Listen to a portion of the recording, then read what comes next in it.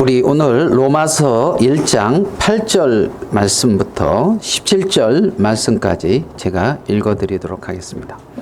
로마서 1장 8절입니다. 먼저 내가 예수 그리스도로 말미암아 너희 모든 사람에 관하여 내 하나님께 감사함은 너희 믿음이 온 세상에 전파됨이로다. 내가 그의 아들의 복음 안에서 내 심령으로 섬기는 하나님이 나의 증인이 되시거니와 항상 내 기도에 쉬지 않고 너희를 말하며 어떠하든지 이제 하나님 뜻 안에서 너희에게로 나아갈 좋은 길 얻기를 구하노라. 내가 너희 보기를 간절히 원하는 것은 어떤 신령한 은사를 너희에게 나누어 주어 너희를 견고하게 하려 함이니 이는 곧 내가 너희 가운데서 너희와 나의 믿음으로 말미암아 피차 아니함을 얻으려 함이라. 형제들아, 내가 여러 번 너희에게 가고자 한 것을 너희가 모르기를 원하지 아니하노니 이는 너희 중에서도 다른 이방인 중에서와 같이 열매를 맺게 하려 함이로되 지금까지 길이 막혔도다. 헬라인이나 야만인이나 지혜 있는 자나 어리석은 자에게 다 내가 빚진 자라. 그러므로 나는 할 수 있는 대로 로마에 있는 너희에게도 복음 전하기를 원하노라. 내가 복음을 부끄러워하지 아니하노니 이 복음은 모든 믿는 자에게 구원을 주시는 하나님의 능력이 됨이라. 먼저는 유대인에게 또한 헬라인에게로다. 복음에는 하나님의 의가 나타나서 믿음으로 믿음에 이르게 하나니 기록된 바 오직 의인은 믿음으로 말미암아 살리라 함과 같으니라. 17절 말씀까지 읽어드렸습니다. 오늘 읽은 말씀에 사도 바울은 로마에 가기를 원했고 또 로마에 있는 이 편지를 받는 자들에게 할 수 있는 대로 너희에게 복음 전하기를 원한다. 내가 복음을 부끄러워하지 않는다. 이렇게 말씀하고 있는 것을 봅니다. 여러분이 이 시간에 이제 마음에 생각해 볼 때에 나한테 이렇게 참 소중한 사람이 있다. 근데 그 소중한 사람한테 내가 마지막으로 뭔가를 이렇게 전해줘야 되는데 이 사람한테 내가 뭔가를 이제 한 번 만나고 끝이에요. 그리고 정말 중요한 것을 이 사람한테 전해주고 싶다. 그럴 때 여러분 마음에 그 사람에게 무엇을 전해주고 싶습니까? 예? 복음, 기쁜 소식. 예. 그 예전에 이제 어떤 자매님이 자기는 복음에 대한 확신은 있는데 크게 변화된 게 없는 것 같다. 그렇게 얘기하길래 제가 물어봤어요. 뭐라고 물어봤냐면 지금 부모님이 돌아가신다 그러면 부모님한테 가서 뭘 전하고 싶으냐. 그러니까 뭘 전하고 싶다고 했겠습니까? 복음 전하고 싶다. 그러면 예전에 그렇게 복음 전하고 싶다 이런 마음이 있었냐? 없었다. 그런데 지금은 복음 전해야 되겠다 이런 마음이 있나? 있다. 그럼 없던 게 있으니까 변화가 됐습니까? 안 됐습니까? 변화가 있지요. 마음에 뭐 어떤 변화가 내가 잘 느끼지 못하고 감각하지 못한다 할지라도 변화가 있는 것을 봅니다. 사도 바울은 내가 로마에 있는 너희에게 복음 전하기를 원한다 하면서 나는 복음을 부끄러워하지 아니한다 그랬어요. 복음 전하기를 원한다 그러고 복음을 부끄러워하지 아니한다. 여러분 왜 복음을 부끄러워하지 아니할까요? 복음을 전하기를 원하는데 복음을 부끄러워하지 아니한다 이렇게 말했거든요. 복음은 왜 부끄럽지 않느냐 하면 복음을 계획하신 분이 하나님이고 복음을 이루신 분이 하나님이고 복음을 증가하시는 분이 하나님이고 그 근원이 시작부터 끝까지 다 누구로 말미암느냐 하면 하나님으로 말미암는 것이기 때문에 부끄러울 수가 없지요. 그렇기 때문에 내가 복음을 부끄러워하지 아니한다. 정말 이 복음이라고 하는 것에는 인간, 나라고 하는 것이 1%도 거기에 포함되어져 있지 않단 말입니다. 시작, 근원이 하나님이요 완성이 하나님이란 말이죠. 그것이 뭐다? 복음의 세계라는 겁니다. 그런데 근원, 출발이 나고 나를 만약에 증가한다 그러면 굉장히 부끄러울 거예요. 사람들이 정말 자기를 아무리 잘 가꾸고 다듬었다 할지라도 자기를 말하면서 나는 부끄럽지 않다 할 사람이 없을 거예요. 내가 하늘을 우러러 한 점 부끄러움이 없기를. 그 다음 뭐지요? 잎새에 있는 바람에도 나는 괴로웠다. 누가 지었죠?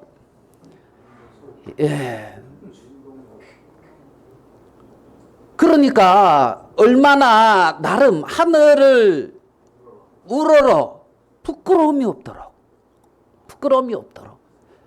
그렇게 살려고 했지만 부끄럽단 말이에요. 그러면 복음이 부끄럽지 않다 이 말은 그 부끄러운 인간의 세계가 딱 빠져 있기 때문에 부끄러울 수가 없어요. 아니 부끄러울 이게 말이 맞습니까? 부끄럽지 않아요. 부끄러운 인간의 세계가 뭐 했기 때문에? 빠져 있기 때문에 사도 바울은 내가 복음을 부끄러워하지 아니하노라 하고 말씀에 기록을 해놨는데 왜 복음이 부끄럽지 않느냐는 것을 우리는 이렇게도 생각해 볼 수가 있습니다.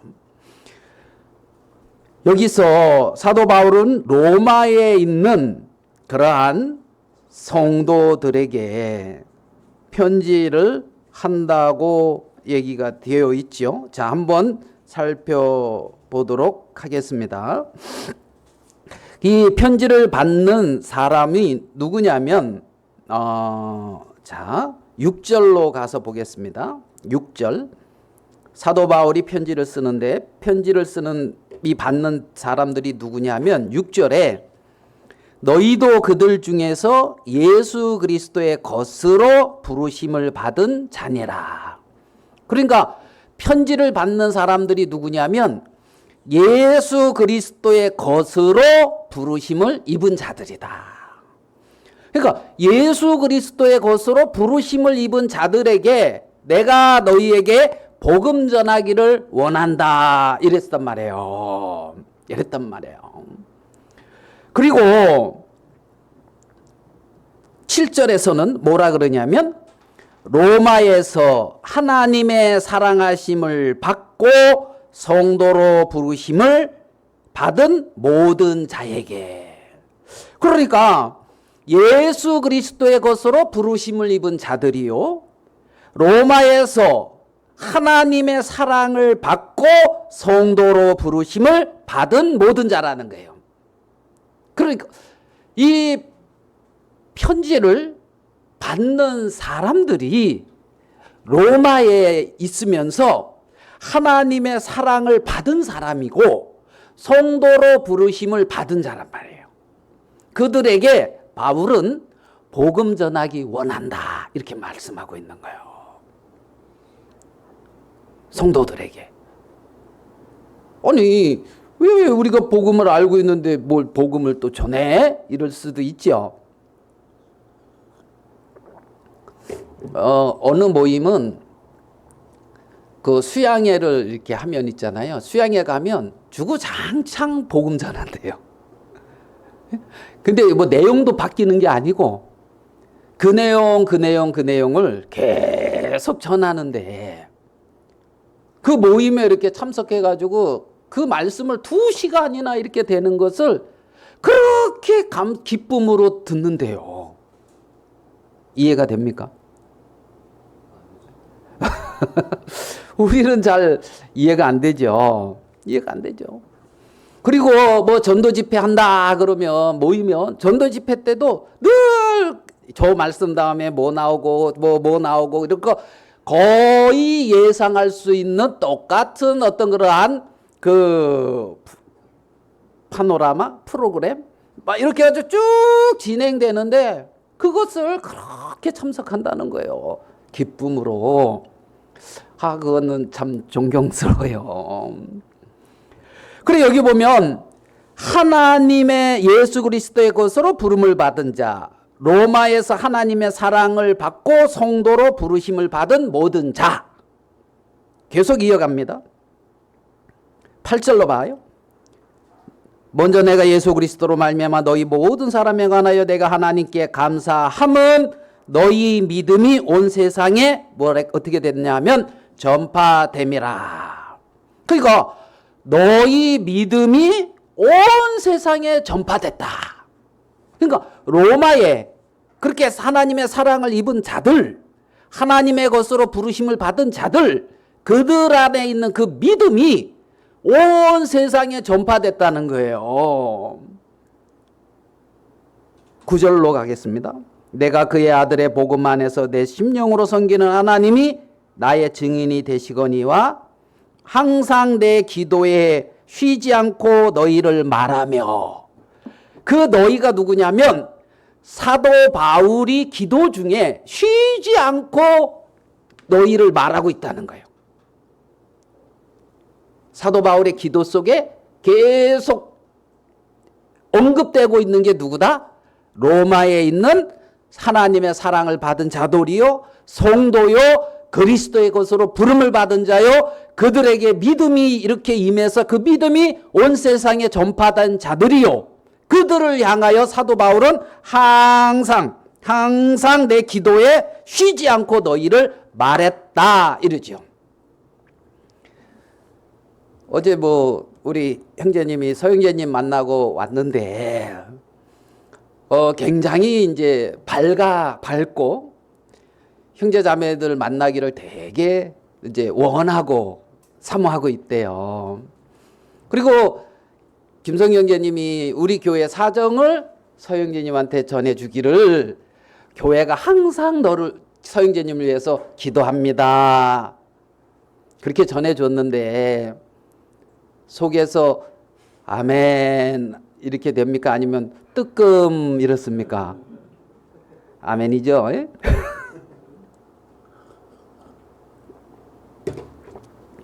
교회가 자 그러면 기도했다. 여기 보니까 항상 내 기도에 쉬지 않고 너희를 말하며 하는 그 로마에 있는 그들에게 나는 뭐 하기를 원한다?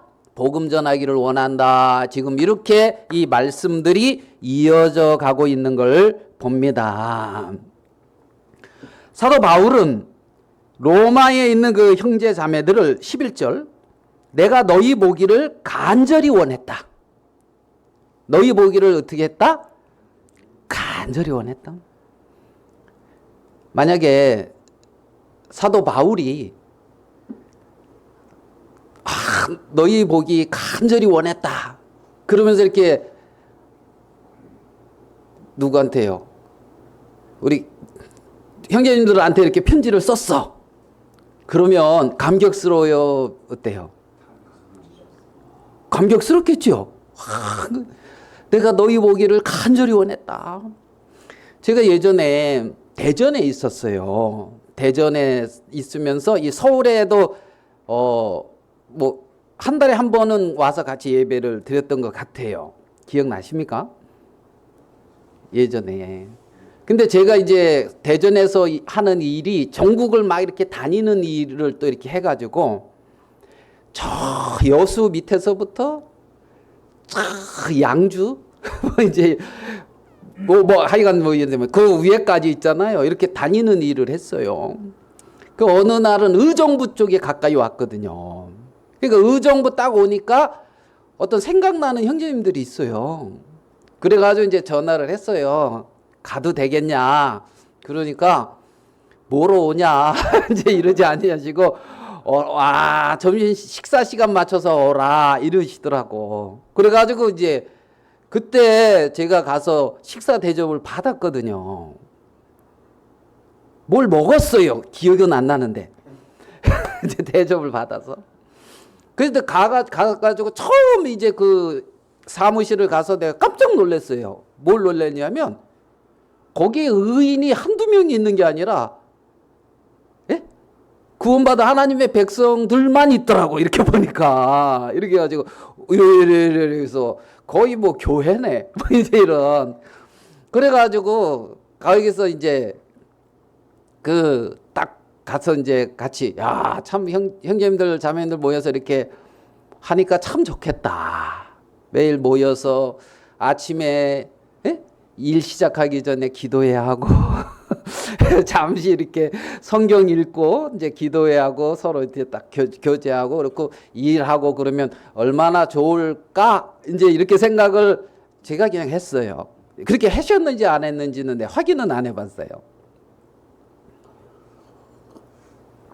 말은 제가 이렇게 하는데 그렇게 하기가 되게 힘든 일이더만요. 이렇게 보니까 저도 이렇게 이제 다녀보니까 구원받은 형제 자매들이라고 마음이 다 같이 맞고 다 같이 흐르고 이러지 않더만요. 제 경험이 그렇다는 겁니다. 뭐 여러분이 그랬다는 게 아니고. 그래가지고 구원받은 형제님들하고 이렇게 같이 일을 하면 같이 뭐 이제 기도도 하고 뭐 이제 일주일에 한 번 이렇게 뭐 예배 드리고 얼마나 좋을까 하고 이제 나름 기대하는 바가 있었는데 쉽지 않은 일이라는 걸 알았어요. 정상이 아니죠. 그게 그렇게 돼야 되는 게 정상인데 그리 안 되는 게 비정상이죠. 그럼 비정상이다 이 말은 내 신앙이 정상적으로 자라지 아니하였다 이 말이죠. 정상적으로 자랐으면 성경이 말씀하는 거랑 같이 가겠죠. 형제를 나보다 귀히 여기고 사랑하고 섬기고 뭐 성경은 그렇게 말하고 있거든요. 말씀은 그리고 초대교회는 그러한 삶을 어느 정도 살기도 했고 물론 분쟁도 있고 문제도 있었지만은 추구해 갔던 바는 그곳이란 말이죠. 추구해 갔던 바는. 그래서 이제 이 바울이 내가 너희 보기를 간절히 원했다. 간절히 원했다. 그러니까 제가 여러 지역에 다닐 때 지역에 가면은 생각나는 형제님들이 있어요. 어느 지역 가면 여기 누구 있지. 어느 지역 가면 누구 있지. 막 이러는 바울이 로마의 형제자매들 보기를 그렇게 간절히 원했다는 겁니다. 간절히 원했어요. 왜 간절히 원했을까요? 로마의 형제자매들을 보기를 11절에 말하기를 어떤 신령한 은사를 너희에게 나누어 주어 너희를 어떻게 해요? 경고하게 하려 합니다. 바울이 그렇게 보기를 원했던 게 뭐냐 하면 신령한 은사를 나누어 주고 싶다. 너희를 경고하게 하고 싶다. 그러니까 너희가 물론 이들이 그리스도 안에서 복음에 대한 믿음은 소유했을지 모르겠어요. 그런데 이 로마 교회가 사도행전의 2장에 오순절날 성령이 임하면서 사도들이 복음을 전파할 때에 그때 로마에서도 왔거든요. 로마의 그 유대인들이 그들이 복음을 듣고 돌아갔을 거예요. 성령을 받고 돌아갔을 겁니다. 그리고 또 이런저런 우리가 알지 못하는 사람들이 복음을 전했고 교회가 형성이 되었습니다. 근데 그 교회에 로마서를 읽어보면 유대인과 이방인 간의 분쟁이 있어요. 유대인과 이방인과의 분쟁. 유대인들은 굉장히 율법적이거든요. 율법적이고 그래서 돼지고기 먹을까요? 안 먹을까요? 유대인들은 안 먹어요. 이방인은 먹을까요? 안 먹을까요? 이 맛있는 삼겹살을 왜 안 먹어? 이제 이래 되는 거죠. 그러니까 이제 판단이 되고 이게 안 맞잖아요. 예? 여기 이제 이쪽은 유대인, 이쪽은 이제 이방인인데 이방인이 식사 준비했는데 뭐에 돼지고기 이렇게 가져와서 구운 거야. 그러면 이 유대인이 먹을 수 있어요, 없어요? 그거 안 맞지요. 그냥 예를 들은 것뿐인. 그러니까 어떤 현상까지 일어났느냐면 글라우디오 황제 때는 뭔지 모르지만은 이 기독교인들, 유대인들이 무슨 분쟁을 일으켜 가지고 있잖아요. 글라우디오 황제는 유대인들은 다 로마에서 떠나라 이렇게 명을 내렸어요. 그래가지고 보리스길라 아굴라가 로마에서 떠나서 어디에 와 있었습니까? 고린도에 와 있다가 거기서 사도 바울을 만났단 말이에요. 그러니까 문제가 교회 안에 일어나고 있다. 문제가 일어나고 있다. 그래서 복음은 가졌고 나름대로 믿음도 가졌고 나름대로 하나님과 나는 하나님의 자녀다 이런 고백도 있는데 교회를 이루는 데 있어서는 많은 문제와 연약함이 이렇게 뭐예요? 생겨나고 있다 말이죠. 왜냐하면 그들이 자라온 옛 사람의 어떤 습성, 옛 사람의 어떤 규례, 옛 사람이 내가 형성된 어떤 그러한 이런 것들이 다르기 때문에 그래서 복음이 임했지만은 유대인으로서 복음을 받아들이고 이방인으로서 복음을 받아들여서 복음만이 아니라 다른 많은 것들로 인하여 문제들이 일어나고 있더란 말입니다. 사도 바울은 그래서 어떤 신령한 은사를 너에게 나누어 주어 너희를 어떻게 한다? 경고하게 하려 함이니. 신령한 은사는 하나님이 값없이 주어지는 선물이거든요. 에베소서에 보면은 너희는 사도와 선지자들의 터 위에 세움을 입었다 그랬어요. 하나님은 그 시대에 사도를 세워서 교회를 이루어가는 그 터를 이루는 그 역할을 했단 말입니다.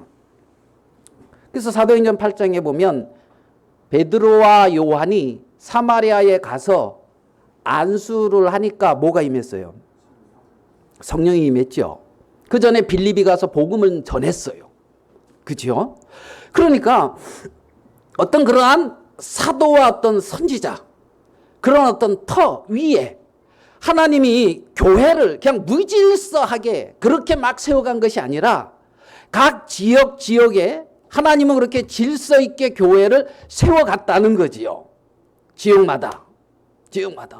그래서 로마에 내가 어떤 신령한 은사를 너에게 나누어 주어 할 때 이 신령한 은사는 어떻게 보면 복음 전함도 맞지만은 사도 바울의 어떤 사도적 권위 아래서 주어지는 은사를 말할 수도 있어요. 그래서 그 당시에 베드로, 사도 바울 이런 사람들이 막 죽은 사람도 살리고 막 그런 역사가 일어났습니까? 안 일어났습니까? 초대교회를 이룰 때에 그런 어떤 그 사도들을 통하여 어떠한 역사들을 일으켰다는 거지요. 역사들을. 교회 안에. 그래서 로마서 그 이후에 여러 은사를 하나님이 주셨다. 여러 은사를 주셨다. 가르치는 은사, 믿음의 은사, 예언의 은사, 섬기는 은사, 믿음의 은사, 교회 안에 여러 은사를 주셨으니 그 은사들은 교회를 견고하게 세우기 위하고 교회를 하나님이 세워서 각 지체들을 온전하게 해서 하나님을 섬기게 하기 위해서 주신 거라는 거지요.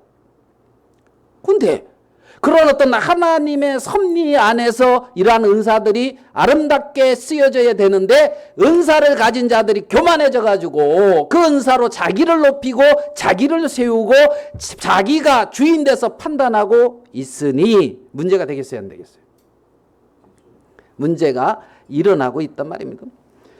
어떤 신령한 은사를 너희에게 나누어 주어 너희를 경고하게 하려 합니다.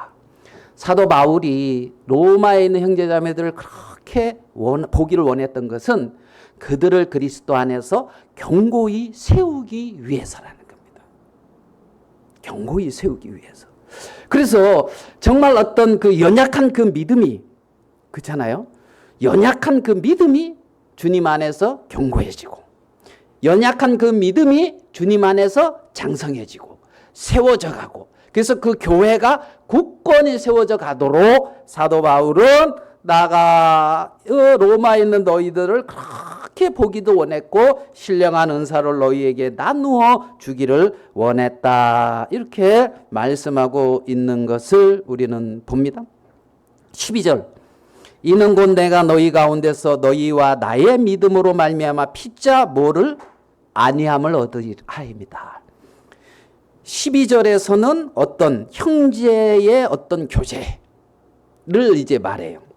그러니까 11절에는 어떠면 사도적인 어떤 권위 아래서 주어지는 은사 측면이 강조되어져 있다면 12절에는 그리스도 안에 한 형제요, 그리스도 안에서 같은 믿음 안에서 서로 믿음의 안위, 평안함을 서로 얻고 그 같은 믿음 안에서 그들을 이렇게 세워가기를 원했다는 거지요.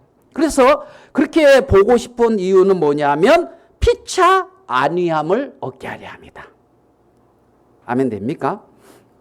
예. 그러니까 형제 자매를 만나서 서로 안위가 돼야죠. 기쁨이 되고 감사가 돼야죠. 그죠? 그래서 우리 김영재님이 서영재님을 만나서 같이 지내는 동안 같이 기쁨이 되고 감사가 되고, 서영재님은 교회에 나오지는 않고 있으면서 우리가 볼 때는 우리 중에 가장 어려운 사람 같은데 교회 형제자매들 식사 대접하고 싶다고 그러면서 자기가 식사 대접하겠다 하면서 그래서 이제 김영재님을 통해서 식사 대접할 수 있도록 그렇게 이제 딱. 근데 오늘 이제 우리 식사 당번이 다 준비했기 때문에 서영재님이 이제 섬기는 것은 내일 다음 주에 아마 푸짐하게 마음으로 섬길 거예요. 몸은 못 오시고 그 형제님은. 그래 이제 여러분들은 그 형제님 마음으로 섬기는 것을 가서 이제 푸짐하게 아마 드시면 될 예정입니다. 예정이 그래요. 예. 그래가지고 하여간 감사하죠. 그래서 피차 뭘 얻기 위함? 안위, 같은 믿음 안에서 서로 위로하고 힘을 얻고, 이게 정상적인 거지요. 13절, 형제들아 내가 여러 번 너희에게 가고자 한 것을 너희가 모르기를 원하지 아니하노니, 이는 바울이 또 가려고 하는 이유는 너희 중에서도 다른 이방인 중에서와 같이 어떻게 해요? 열매를 맺게 하려 합니다. 그러니까 사도 바울이 가서 너희들을 만나려고 하는 것은 너희로 다른 이방인 중에서와 같이 뭘 맺게 하기 위함? 열매를 맺기 위함이다. 열매를 맺게 하기 위함이다. 포도나무 가지가 하나님 그랬잖아요. 내가 너희를 불러서 세운 것은 너희로 가서 열매를 맺게 하고 과실이 더 많게 하기 위함이다. 요한복음에 그랬죠. 하나님이 불러서 세운 것은 너희로 과실이 있게 하고 더 풍성히 과실을 맺게 하려 합니다. 이게 하나님이 불러서 세운 이유라는 거지요. 아멘. 그러면 과실을 맺게 하고 믿음의 의의 영원한 생명의 하늘나라의 소망의 어떤 그런 과실을 맺었어요. 그 다음에 뭐라고요? 더 풍성히 과실을 이게 있어야 된다는 거지. 그게 정상이라는 거지. 왜? 하나님은 그렇게 하길 원한다는 거예요. 과실을 맺게 하고 더 풍성히 맺게 하려고 한다. 맺게 하려고. 그러니까 바울이 로마에 있는 형제자매들을 그렇게 보고 싶어 하는 것이 뭐냐면 너희들의 영적인 과실이 풍성해지고 점점 더 열매를 더 풍성하게 맺게 하기 위해서 보고 싶다는 거예요. 만나고 싶어요? 안 만나고 싶어요? 만나고 싶죠. 예? 여러분 심령의 공고함, 우리들의 심령의 어떤 갈급함, 우리들의 심령의 어떤 메마름, 이것이 왜 있습니까? 성도인데 하나님의 사랑을 입은 자인데 하나님이 거룩히 구별해서 세운 자인데 그게 왜 있습니까? 그게 왜 있을까요? 왜 있을까요? 그렇게 그것으로 오래 가는 것이 정상은 아니라는 거죠. 물론 어둠 가운데 행하고 죄 가운데 있기 때문에 하나님께서 그를 징계하시고 하나님께서 그에게 고난을 주시고 하나님께서 그에게 영적인 갈급함을 주시는 것은 네가 죄 가운데서 벗어나 의 가운데 빛 가운데 행하며 나로 말미암아 더 풍성한 과실을 맺기를 사모하는 마음으로 그 가운데로 옮겨지기를 바라서 지금의 어떤 갈급함을 주시는 것이지 그 갈급함이 주님 오실 때까지 영원히 있어서 있는 것이 아니라는 겁니다. 여러분들의 자녀들이 정말 여러분들의 사랑 안에서 풍성히 잘 그렇게 진짜 감사하면서 그렇게 잘 살기를 원하지. 딴 어디 가서 무시받고 어디 가서 어려움 당하고 그렇잖아요. 예? 어디 가서 눈치 보고 그렇게 살기를 원합니까? 아니죠. 아니잖아요. 하나님은 그렇게 말씀하시고 있어요. 너희가 악할지라도 너희 자녀에게 좋은 것을 줄 알거든 하물며 하늘의 것이 너희 아버지일까 보냐. 하나님은 그렇게 말씀하고 있거든요. 이 왼수야 그래도 잘 되기를 원해요, 안 해요? 그죠?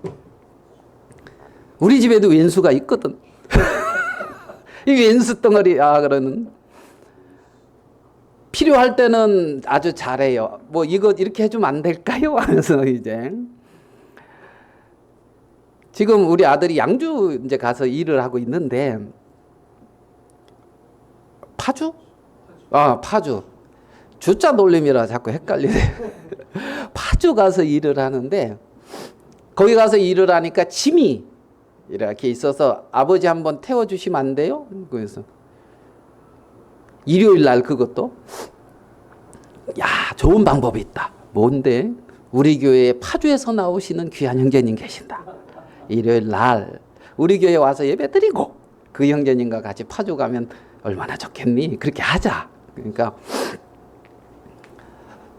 나는 좋은 것 같은데 우리 아들은 별로 안 좋은 것 같더라고요. 그래가지고 이제 끝나고 이제 파주 이렇게 우리 집에서 찍으니까 1시간 반이 넘어요. 여기 찍으니까 야 거기 갔다 오면 1시간 반이다. 너 갔다 오면 3시간이 넘는다. 예배 마치고 집에 가서 저녁 먹고 그렇게 갔다 오면은 너무 늦는데 갔겠어요, 안 갔겠어요?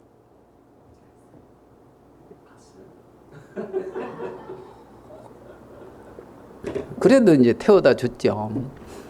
태워다 주고 그 숙소에 이제 짐 딱 내려주고 오면서 내 마음을 보이렇게 내 마음이 이렇게 짠한 마음이 흐르는 걸 보겠어요.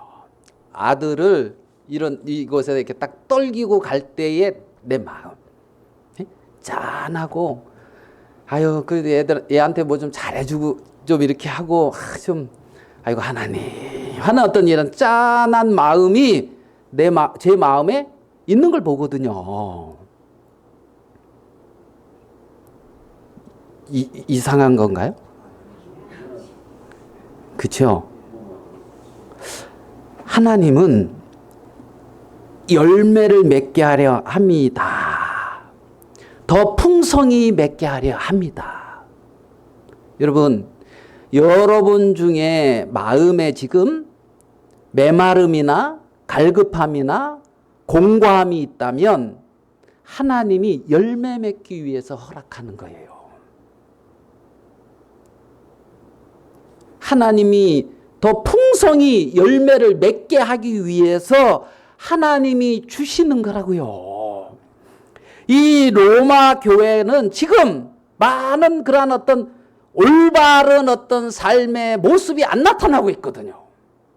그래서 사도 바울이 이 로마서를 보면 로마 교회에 어떻게 내 복음을 너에게 전하기를 원한다 하면서 로마서 8장까지는 죄에 대하여 유대인의 죄, 이방인의 죄, 율법에 대하여, 복음에 대하여 그리스도의 세례가 연합이 무엇인지, 예? 그 다음에 영의 인도를 받아가는 주님 안에서의 어떤 성화를 이루어가는 삶이 무엇인지를 8장까지 그렇게 자세히 설명하고 9장, 10장, 11절에 유대인의 섭리를 설명하고 하나님의 택하심과 그 유대인을 향한 경륜을 설명하고 12장, 13장, 14장, 15장, 16장 뭘 설명하고 있습니까? 예? 정말 그 로마 교회 형제 자매들이 어떠한 삶의 태도를 가지고 어떠한 삶을 살아야 될지, 정말 교회를 어떠한 마음으로 대해야 하며 하나님을 향하여는 어떠한 마음을 가지고 대하여야 하며 이 사회를 향하여서는 어떠한 마음을 가지고 살아야 하며 국가를 향하여는 내가 어떤 태도를 가지고 있어야 하며, 정말 그렇게 세밀하게 이들에게 말씀을 증거하고 있는 것을 우리는 로마서에서 발견할 수가 있단 말입니다. 왜요? 그들이 구원은 받았다고 하지만 자신이 유대인이라고 하는 어떤 틀 안에서, 이방인이라고 하는 틀 안에서, 자기가 살아온 그 틀 안에서 자기가 받은 은혜와 은사 안에서 그냥 서로 하나 되지 못하고 살아가고 있었던 것이 로마 교회의 이 시대의 사실은 현실이란 말입니다. 유대인들이 문제가 일어나서 글라우디오 황제 때 다 쫓겨났잖아요. 그러면 그 로마에는 유대인이 없는 이방인, 구원받은 이방인들만 있었을 거 아니에요. 로마 교회에는 누가 정착을 하고 있었겠어요? 이방인들이 교회의 무리를 이루면서 정착하고 있었죠. 그러다가 몇 년이 지나서 그렇게 쫓겨났던 유대인들이 다시 로마에 들어왔습니다. 그리고 교회에 다시 들어왔어요. 잘 섞이겠습니까? 그 시대 상황이란 말입니다. 교회라는 이름 안에서 각기 자기 자신의 합당함과 옳음을 가지고 그렇게 하나 되지 못하고 로마 교회가 그렇게 열매를 맺게 하려 함이로되 지금까지 길이 막혔다. 이들은 열매 맺는 그리스도인의 삶을 바울이 볼 때는 못 살고 있는 거죠. 열매라 하면 첫 번째로 하면 1차적으로는 복음을 통해 구원받는 심령이 일어나는 것일 거예요. 여러분, 나를 통해 구원받는 심령이 일어난다. 감사해요, 안 감사해요? 그 뒤에다가 물어봐요. 언제더라? 이렇게 물어봐요. 나를 통해서 구원받는 심령이 일어난다. 감사하죠? 그 다음에 언제더라? 물어봐요. 사도 바울이 내가 복음 전하기를 원하노라. 감사하죠? 언제더라? 물어봐요. 제가 집에서 자주 받는 핍박입니다. 복음 좀 전했으면 좋겠다. 1차적으로는 복음을 통한 구원받는 하나님의 자녀들이 일어나는 것. 2차적으로는 구원받은 지체들의 영적인 성숙을 이루며 성령의 열매가 가득가득 풍성히 열리는 것. 이런 부분들이 일어나게 되기를 그렇게 원했다는 겁니다. 하나님은 그러한 마음으로 부른 거지요. 부른 거죠.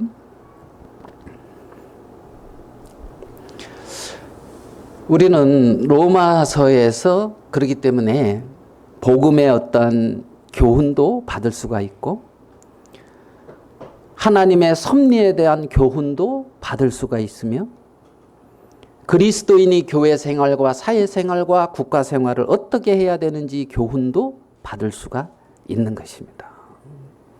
하나님께서 바울을 통해서 그렇게 말씀해 주고 있는 걸 우리는 봅니다.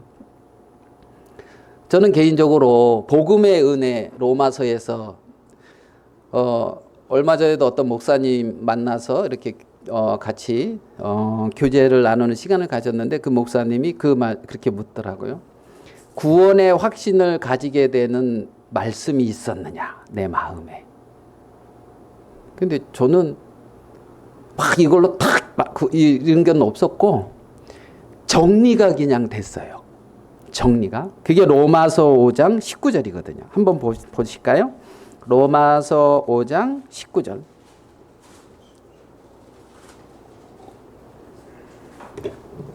같이 한번 읽어봅시다. 로마서 5장 19절 시작. 한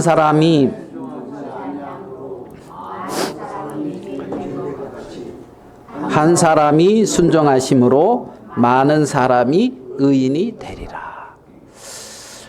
제 마음에 이렇게 정리된 말씀이었거든요. 이게 이렇게 말씀을 쭉 듣고 보니까 요약이 이런 말씀이 있는지도 몰랐는데 이렇게 요약이 되더라고요. 뭐냐면 아하, 내가 첫사람 아담 때문에 죄인 되었구나. 나는 그냥 아담 안에서 죄인으로 그냥 출생한 거구나. 내가 죄가 있는 것은 죄인으로 출생했기 때문이구나. 그 다음에 한 사람의 순종하심으로 많은 사람이 의인이 되리라. 이 한 사람은 누구요? 예수 그리스도. 예수 그리스도의 순종하심으로 내가 뭐가 된다? 의인이 된다. 그러니까 죄인 되는 것도 아담 때문에, 의인 되는 것도 예수님 때문에 나와는 상관이 없어요. 하나님이 그렇게 말씀하고 계시더라고요. 그래서 내가 예수님께서 나를 구원하시기 위하여 그 일을 다 이루었구나. 이런 부분들이 이제 정리는 됐는데, 예? 정리는 됐는데 그때 어떤 마음이었냐면 그게 뭐 나와 뭔 상관이 있다고 있잖아요. 다 이게 성경에 있는 얘기인데 그게 나와 무슨 상관이 있다고. 성경에 그 기록된 게 이제 이런 마음이었거든요. 이런 마음. 근데 이제 하나님이 이렇게 복음을 열어서 풀어주시니까 마음에 이제 그게 믿어졌지요. 아, 내가 의인 됐구나. 예수님이 내 죄를 다 씻었구나. 내 영혼이 깨끗하게 됐구나. 아멘.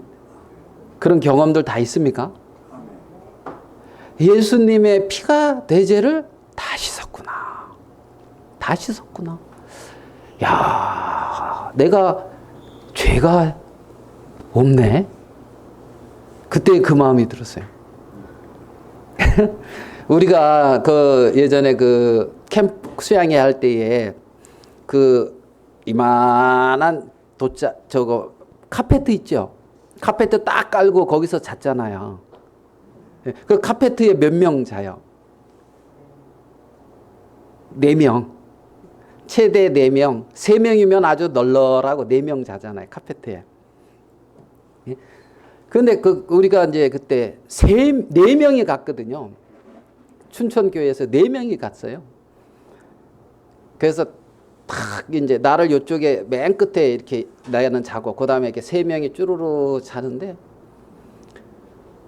나한테 막 얘기를 해요. 그래서 나도 뭐 얘기했지. 그러면 이제 안 되면 이제 바꿔요. 이렇게 또 바꾸더라고. 또 이렇게 얘기를 해요. 그럼 뭐 나도 막 얘기를 했죠. 그럼 또 바꾸더라고. 이렇게 해가지고 또 막 얘기를 했고 나도 또 막 얘기해. 이제 그때는 이제 나는 놔두고 자기들끼리 얘기하더라고. 3명이서 나는 이제 딱 놔두고 자기들끼리 얘기를 하더라고.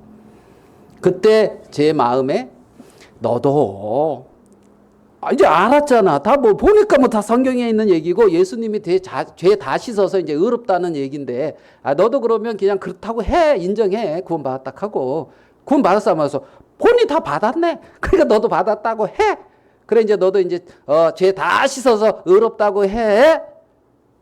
근데 내 몸속에 그래도 너 죄 있잖아. 이러는 거예요. 내 마음에는. 에이, 없다 하니까 이 말씀대로면 없으니까 없다 해 그래도 있잖아. 그게 12월 28일 저녁 때 내 마음에 내게 질문한 거였어요. 그 다음에 이제 12월 29일 날 저녁에 하고 팍 풀어졌어요, 뭐가. 그리고 똑같이 거기서 네가 죄가 없다는 게 말이 되냐. 네 죄를 내가 아는데. 그러니까 뭐 큰 죄 지은 건 아니에요. 큰 죄 지은 건 아니에요. 그렇지만 큰 죄 적은 죄가 있겠습니까마는 네 죄를 내가 아는데 그런데도 깨끗한 거예요. 내 영혼이 흰 눈보다 더 이게 깨끗하게 씻겨져 있는 거예요. 아니야, 너 죄 있잖아. 네가 어떻게 의로워? 의로운데? 그 이제 질문하면 이제 답을 이렇게 하는 거예요. 왜요? 그러면서 그 형제가 형 이제 성경 필요할 거야 그러면서 저한테 성경을 외상이야 그러면서 줬는데 로마서 읽어봐 그러면서 로마서를 읽었는데 로마서 1장 16절 오늘 읽은 내가 복음을 부끄러워하지 아니하노니 이 복음은 모든 믿는 자에게 구원을 주시는 하나님의 뭐가 됨이라? 능력이 됨이라. 이게 너무 감사한 거예요. 복음은 뭐다? 능력이다. 능력. 그 복음의 능력은 내 영혼의 모든 죄를 깨끗하게 씻고 예수 그리스도의 피가 내 죄를 깨끗하게 씻고 하나님의 자녀가 되기에 전혀 부족함이 없도록 만드는 복음은 뭐다? 능력이라는 거예요. 능력. 그래서 사도 바울은 이 복음을 뭐한다? 부끄러워하지 않는다는 거죠. 복음을 부끄러워하지 않는다. 이 복음은 모든 믿는 자에게 구원을 주시는 하나님의 능력이다. 그 능력이 내게도 임했다는 게 얼마나 감사해요. 그 로마서에 나타난 이 복음의 능력이 로마 교회 형제자매들에게만 머물러 있는 것이 아니라 2000년이라는 시간이 지난 이 시대에 정말 이 대한민국 동방의 그 조그마한 나라 한쪽 구석에 하나님이 어딨어 하면서 내 마음대로 내 원하는 대로 살아가는 내게 이 복음의 말씀이 임해서 능력으로 내게 임해졌다는 그것이 얼마나 감사한 일인 얼마나. 그래서 이 복음을 부끄러워하지 아니하노니 이 복음은 모든 믿는 자에게 구원을 주시는 하나님의 뭐다? 능력이다. 그 능력을 입은 거예요. 그 능력을 입은 거예요. 복음 이 말은 이제 헬라어로 유앙겔리온인데 좋은 소식, 기쁜 소식 이제 이런 뜻이거든요. 이런. 그래서 이 복음은 지금 우리에게 임했는데 자, 로마서 1장 2절로 가봐요. 로마서 1장 2절. 이 복음은 하나님이 선지자를 통하여 그의 아들에 관하여 성경에 미리 뭐다? 복음은 그냥 그리 된 게 아니라 성경에 미리 약속한 거라고요. 성경에. 언제부터? 선지자들을 통하여. 그러면 모세 때부터면은 1500년, 예수님이 오시기 1500년 전부터 모세와 선지자들의 글에 미리 약속한 것이 이 복음이라는 거예요. 그냥 지금 우리가 성경, 이게 커가지고 들기가 자꾸 그런데, 이 성경, 이 성경, 그죠? 땀나네. 이게 있잖아요. 성경에 미리 뭐 한 거다? 약속하신 것이다. 자, 우리 요한복음 5장 39절. 요한복음 5장 39절 한번 찾아서 같이 읽도록 하겠습니다. 요한복음 5장 39절. 찾았습니까? 같이 한번 읽어봐요. 요한복음 5장 39절 시작. 너희가 성경에서 영생을 얻는 줄 생각하고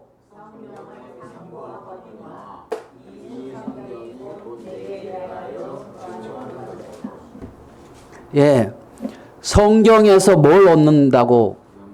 영생. 근데 이 성경이 누구를 증거한다고요? 예수 그리스도. 예수 그리스도. 그러니까 로마서 1장 2절에 이 복음은 하나님이 선지자를 통하여 그 아들에 관하여 성경에 미리 뭐 했다? 약속하신 것인데, 미리 약속하신 것인데, 이 예수님은 너희가 이 성경에서 영생 얻는 줄 생각하고 성경을 상고하고 있는데, 이 성경은 내게 대하여 예수 그리스도에 대해서 증거하고 있는 것이다. 그러니까 성경이 예수 그리스도를 통하여 어떻게 해요? 우리가 죄를 씻음 받고 어떻게 영원한 생명을 얻는지 이것을 분명하게 증거하고 있다는 거지요. 그래서 이 복음은 그렇게 성경에 미리 약속하신 것이 나타난 거라는 거예요. 예? 그냥 뜬금없이 나온 게 아니라 1500년이라는 시간에 걸쳐서 구약 성경을 통하여 하나님이 선지자를 통하여 미리 예언하고 약속하신 그것이 나타난 거란 말입니다. 나타난 거예요. 그래서 그 아들에 관하여, 그의 아들에 관하여 성경에 미리 약속한 거라 그랬잖아요. 그의 아들, 하나님의 아들 누구? 예수 그리스도. 그러니까 이 복음은 하나님이 미리 약속하신 하나님의 아들 예수 그리스도에 대해서 기록한 것이 복음이다. 복음. 그래서 그 아들에 관하여 말하면 3절에 로마서로 다시 돌아와서 육신으로는 다윗의 혈통에서 나셨다. 예? 왜? 육체로는 다윗의 혈통에서 난다. 그러니까 메시아는 어디서 나와야 되냐면 다윗의 혈통에서 나와야 돼요. 아멘? 메시아는 어디서? 다윗의 혈통. 우리 한국에 자기가 재림주라 그러고 예수라고 하는 사람들이 여럿 있는 걸로 알고 있어요. 그는 한국 사람이면 안 되고 유다 지파에서 나와야 돼요. 다윗의 혈통으로 나와야 돼. 다윗의 혈통으로. 육신으로는 다윗의 혈통에서 나셨고 성결의 영으로는 죽은 자들 가운데서 어떻게 했다? 부활했다. 부활했다. 그래서 하나님의 아들로 선포되셨다. 부활하셔서 죄의 사망의 권세를 깨트리시고 다시 나셔서 그래서 우리에게 영원한 생명 그걸 주신 거지요. 약속대로. 자, 바울이 이 복음을 구체적으로 말하고 있는 부분을 조금 더 찾아봅시다. 고린도전서 15장으로 가볼게요. 고린도전서 15장 1절.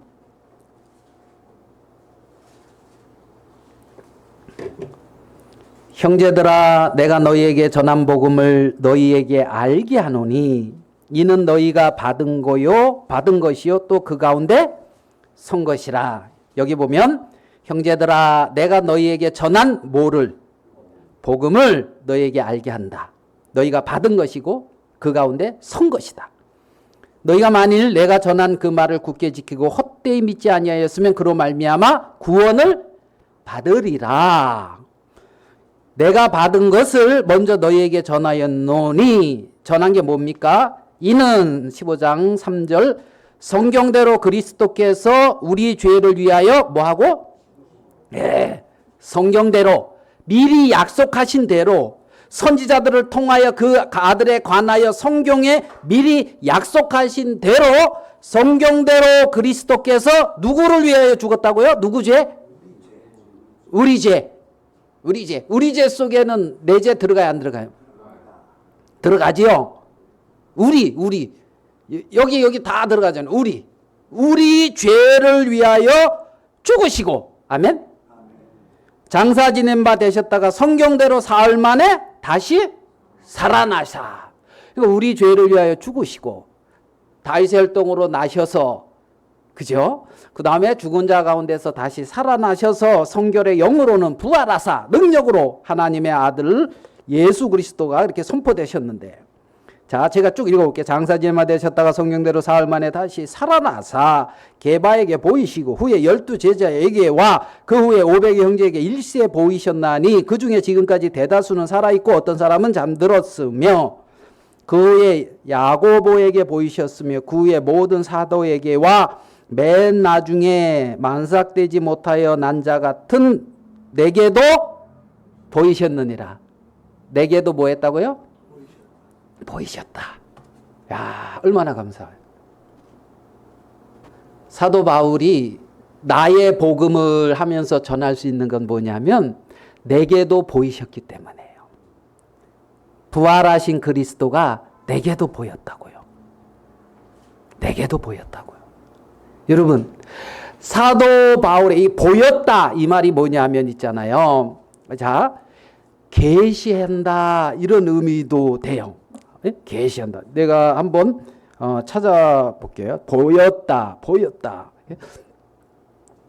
요거는 이렇게 찾지를 않았는데 지금 한번 잠깐 찾아보겠습니다. 보이셨나 이 말씀 어떤 단어를 사용하고 있나? 보이셨느니라. 보다. 이 보다라는 의미, 보다. 지각할 수 있다. 보다. 이거를 이제 말했네요. 그러니까 부활하신 주님을 나타내 보여주셨어요. 여러분, 우리의 마음에 부활하신 예수 그리스도를 본다. 이 말은, 자, 로마서 4장으로 가서 조금 더 해볼게요. 로마서 4장 24절, 25절입니다. 로마서 4장 25절.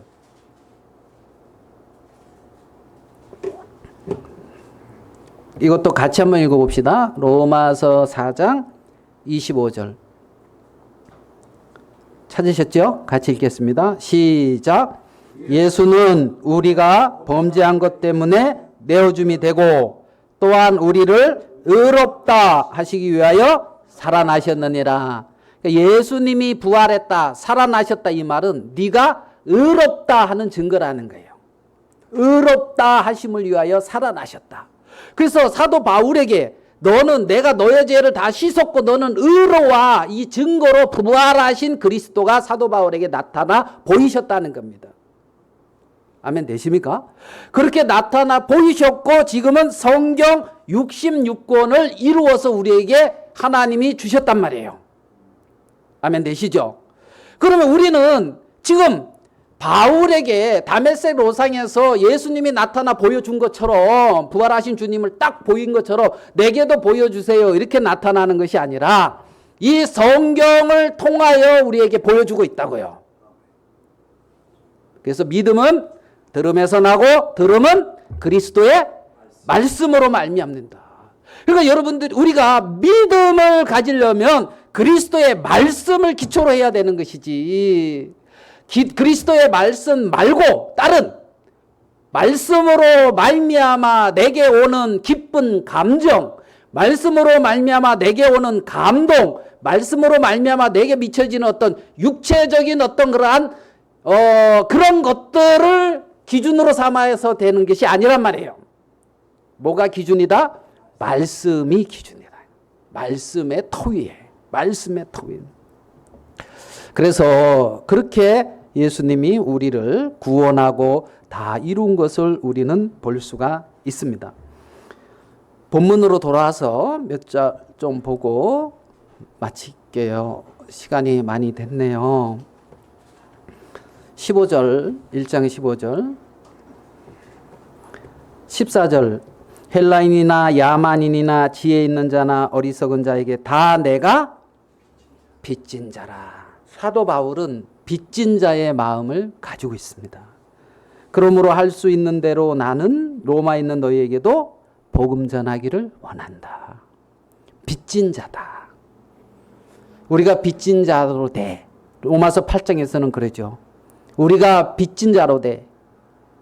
육신에 져서 육신대로 살 것이 아니니라.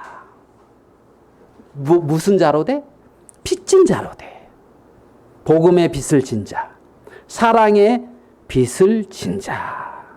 그래서 복음 전하기를 원한다. 여러분 마라톤 유래 아시죠? 마라톤. 네? 마라톤 혹시 42.19km 이렇게 완주하신 분 계시나요? 우리 중에? 그런 훌륭한 분? 훌륭한 게 맞나 그게? 그 마라톤 안주. 그게 기원전 490년에 아테네와 페르시아가 이렇게 마라톤 거기서 전쟁을 했는데 누가 이겼냐면 아테네가 이겼어요. 그 페르시아를. 그래가지고 그 아테네가 이겼는데 그 중에 어떤 병사가 이름도 어렵다. 페이디피데스라고 하는 병사가 40km를 이렇게 달려서 아테네에 와가지고, 예? 40km 달려서. 전 그게 이해가 안 가요. 왜 말 타고 가지? 왜 달려갔을까? 나 이제, 이건 달렸대요. 그게 전설인지. 달려서 가가지고 아테네에 가서 우리가 승리했습니다. 그러고 있잖아요. 죽었대요. 그래서 그걸 기념해가지고 마라톤 경기가 그래서 42.195km 그 거리를 비슷하게 그렇게 이제 해서 경기를 뛴다 하거든요. 자, 그 전령이라고 합시다. 이름이 어려우니까 페이디피데스 이 사람이 지금 사명을 가졌어요, 안 졌어요? 지금 달려가는 거죠. 달려가죠. 그죠? 김성희 선생님 이제 예배 마치고 집에 가잖아요. 운전하고 가다가 잠이 오잖아요. 그럼 어떻게 해요? 그 세워놓고 자야지. 그죠? 막 달려가다가 숨 차잖아요. 그럼 어떻게 해야 돼요? 그래 이제 쉬어야지 이렇게. 근데 이 전령은 계속 달렸다는 거예요. 그래서 죽었구나. 40km를 계속. 네? 그러면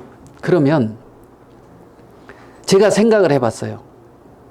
달리다가 힘들다 해서 그늘에 좀 앉았어. 피곤하다 해서 한숨 잤어. 일어났어. 알겠습니까? 그거 달리다 보니까 또 배고파. 아이고, 뭐 먹을 거 어디 없나. 그래서 이제 또 이렇게 가지고 뭐 따먹고 막 그래서. 아이고, 먹고 있으니까 좀 고뇌. 그래서 조금 이제 앉아 있다가 또 이렇게 막 달려가. 가다가 또 뭐, 아이고, 쉬었어. 막 가보니까 군대들이 다 와서 이미 거기서 승리했다고 하면서 군대들이 다 와 있어. 가보니까. 부끄럽겠어요? 안 부끄럽겠어요? 부끄럽겠죠.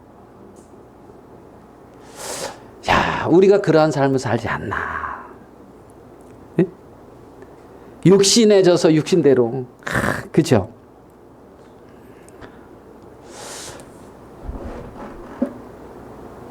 우리는 이런 복음을 전하는 그러한 영광스러운 자들이고 하나님의 큰 사명을 맡은 자인 것을 알 수가 있습니다. 요 17절은 시간이 뭐 다 돼서 말씀은 이제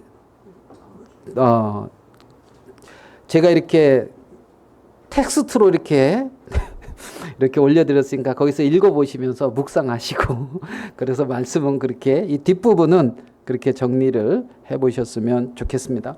이 복음에는 하나님의 의가 나타났다 그랬습니다. 이 하나님의 의가 나타났다. 이건 계시됨을 말하고 있거든요. 나타나서 우리에게 보여주고 알려져서 하나님의 의를 소유한 자가 되었고 하나님의 의를 소유한 하나님의 자녀로서 하나님의 자녀답게 살아갈 수 있는 새로운 길들을 우리에게 하나님은 허락해 주셨습니다. 복음에 나타나 하나님의 의를 소유한 하나님의 자녀들은 영화롭게 변화될 약속을 가진 자들입니다. 복음을 결코 부끄러워할 것이 아닙니다. 복음을 전하고 나는 부끄러운 삶을 살았다 이렇게는 말을 안 할 거예요. 복음 전하고 부끄러운 삶을 살았다 이런 고백은 안 할 거예요. 그렇지만 복음을 안 전하고서는 부끄러운 삶을 살았다 이렇게 고백을 할 겁니다. 복음을 전하며 복음 안에서 인생을 살아간 사람은 결코 부끄럽지 않는 고백을 하게 되는 것은 아까 제가 말씀드린 것처럼 이 복음은 나로 말미암지 않은 거기 때문에 그렇습니다. 하나님이 계획하셨고 하나님이 이루셨고 하나님이 전하시는 것이기 때문에 이 복음은 결코 부끄럽지 않고 이 복음에 매이고 하나님의 섭리에 매이고 하나님의 뜻에 매여 살아간 하나님의 자녀들은 결국은 영광스럽고 영화롭게 나타날 것이며 그날에 결코 부끄럽지 않을 것입니다. 그렇게 우리가 주님 앞에 나타나길 바라면서 말씀은 여기까지 정리하도록 하겠습니다.